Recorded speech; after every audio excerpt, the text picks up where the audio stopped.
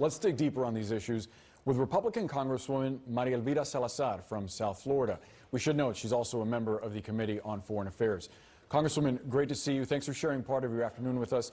What's your message to fellow Republicans who, according to McCarthy, want to burn the place down?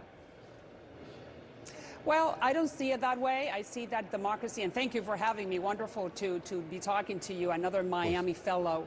And democracy is messy, is not pretty, and we are a pretty democratic conference. Republicans, we do have a voice in front of the Speaker of the House, and that's why you see what's happening with my good friend, Mr. Bishop.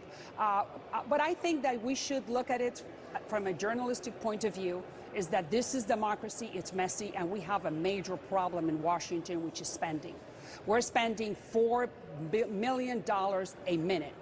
That is $6 billion a day. That's $70,000 a second. We cannot sustain that trend. We have an addiction problem of spending in Washington. We know that. We do not want to shut down the government. We want to improve the economy, but we need to rein in the spending. And that is the bickering in the party. Is it more, is it less that we're going to be sending to the Senate? The Senate needs to also do its job, because the Senate has put through committee or approved through committee bills that are full of pet projects and that are requiring more spending. The Dems, why aren't they voting with us? Don't they want to improve the economy, lower inflation? So this is a blame that is shared among many people. But I repeat, is democracy. I would take this anytime versus what's happening in Cuba or Venezuela. And that's why the Venezuelans are trying to cross the border to come to America. So we're doing something right, but we need to fix it for the American people.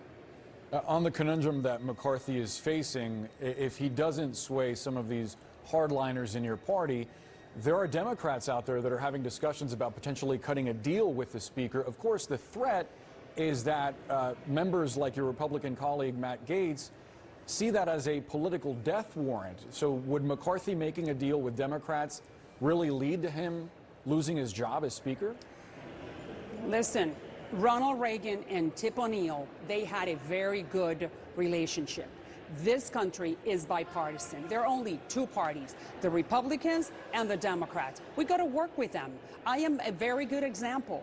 I went across the aisle. I put together an immigration landmark called the Dignity Act with Veronica Escobar, a liberal from the other side. That's the way we need to work. This thing about just trying to do everything within our conference, whether it's a Democrat or Republican, that doesn't work, because America is it's moderate and it's bipartisan. So I'm not sure what he's negotiating, but whatever thing he does, as long as we move the economy forward, we are serving the American people, and we do not shut down the government.